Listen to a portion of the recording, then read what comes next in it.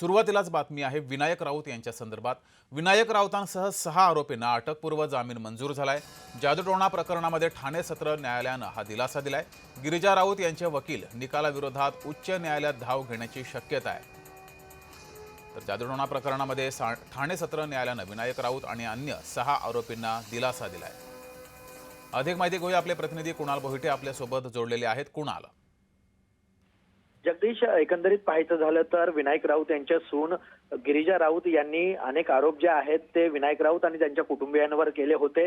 पती गीतेश राऊत यांच्याबद्दल देखील अनेक गंभीर आरोप त्यांनी केले होते। यानंतर कापूरबावडी पोलीस स्थानकामध्ये गुन्हा जो आहे तो दाखल करण्यात आला होता आणि आता अनेक सुनावणीनंतर ऑर्डर जी आहे ती कोर्टाकडून देण्यात आलेली आहे। विनायक राऊत यांच्यासह जे अन्य आरोपी आहेत त्यांना जामीन मंजूर झालेला आहे।